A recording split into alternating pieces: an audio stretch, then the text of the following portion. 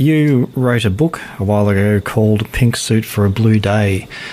To me, that was an incredibly brave effort to write about your history with child abuse and what you went through, and to open it up to the public. What has sort of sprung from that? What sort of fallout has come from that book? It was a brave thing to do. It was a brave thing for me to do, and I had to really spend a lot of time, quite a few years, considering whether I would actually write down about my history. And it was something that I had hidden from my family and certainly from the public, but as well my family. For all of my life, I hadn't spoken to anyone about it. But I had carried the legacy of childhood abuse throughout my life, and it had taken me quite some years to realise the effects of that legacy. And it took me a while to realise that was actually shaping the person I was becoming. And the more I thought about it, I realised that the decisions that I made in my life were based on kind of negative thoughts about myself, negative feelings about myself. But I came out the other end of that, and I strove and pushed really, really hard. And I learned I was the one that created the feelings of worthlessness. I was the one that fed that legacy. What had happened to me as a child was over with the next morning, until it happened again. And the occasions that it happened, it was finished. But I fed and nurtured and kept feeding and growing into the person that was as a result of that legacy. It wasn't until I realised that I could actually fix myself. And that's really why I wrote the book, because I thought, well, geez, I know above everyone else, I know how hard it is to A, seek help, or B, actually realise how much of a part you play in it yourself, in this, feelings of awfulness and I'm not worthy and all the terrible, terrible things that one can, tar themselves with. And so that's why I wrote the book, because I thought this is ridiculous, because I'm worth more than that. I wanted to experience as much as I could in this short time that I've got in my life on this earth, and I wanted to have a little taste of everything. I knew that was stopping me. And in my own research, I couldn't really get help from psychologists. I did try, but I didn't like them, and I didn't like the way they spoke to me, and I couldn't really open up to them. I couldn't share anything, so I ended up doing this myself. Had I known 30 years ago what I know now, I could have, taken this cloak and thrown it away and, been as happy as I am now 20 or 30 years ago. So I know that you can fix yourself. Everyone can fix themselves if they can get out of their own way to do so. There are people out there that can help. Since writing this book, I've heard of people like the Heal for Life Foundation that can help people, guide them through this trauma and help them to live more productive and positive lives. So that was why I wrote Pink Suit for a Blue Day, because I could do it, and if I can do it, so can anyone out there, so can you do it. And you become an ambassador for Heal for Life. Yeah, well, it's a place that I know that people can go to. You can call someone at Heal for Life. They've got them in Western Australia, New South Wales, here in Victoria.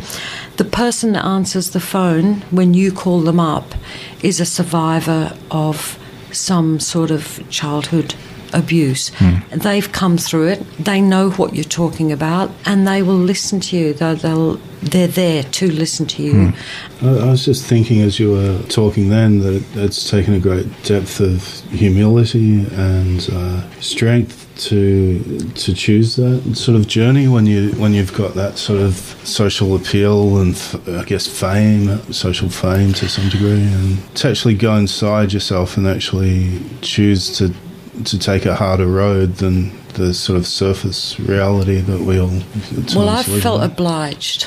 I was obliged to do so because, as I say, I call it slaying the dragon, you know, and I felt inside myself, my father was my abuser. And I faced my father, and after years of wanting revenge, I used to imagine how I could hurt my father the way he'd hurt me. I ended up loving my father, and I really mean it from the bottom of my heart. I absolutely loved him, and for the last 7 years of his life, I wanted to take him to his death. I wanted to be the person that, you know, led him up to that doorway. But most of all, I wanted him to forgive himself for what he had done. He was a very violent alcoholic. That doesn't excuse his behaviour at all. But there was so much when I met him after not knowing him for nearly 30 years. I recognised so much of myself in him. It was ridiculous to keep hating him because I would have just kept hating myself. That was very hard for me because I was always brought up, you know, to sort of have this pride and, you know, they can't take your pride away from you, which of course would have been fabulous if that's exactly what they did, because pride can be a terrible thing.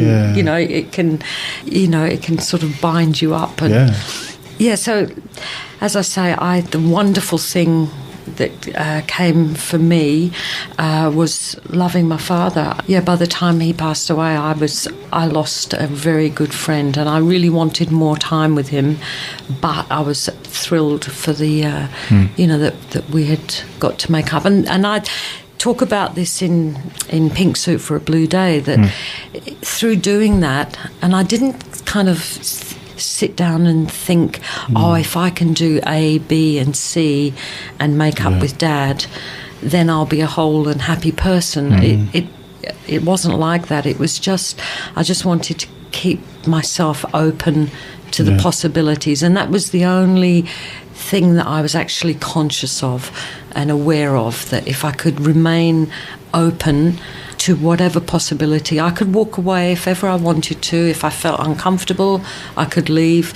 But if I could remain open, I kind of felt that was the key for me. Anyway, I got 1,000-fold back from writing that book. It was, you know, I was so surprised that I got a lot of emails from men actually talking about abuse that they had suffered as a child, and that they, after reading the book, they felt that they needed to give all of themselves to their own children, and that they really felt like they wanted to fix themselves so that they weren't hiding away. Hang on, now we've got a number for Heal for Life. It's 1300 760 580.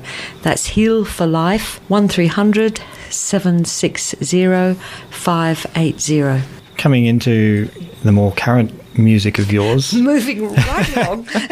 the album Keep Cool Fool My latest album is out, and I think it's absolutely brilliant. Oh, thank you. What's on your plate now? Do you have productions coming up or anything? I'm out flogging my album. I'm out, you know, letting people hear it, and I'm performing live gigs all over Australia.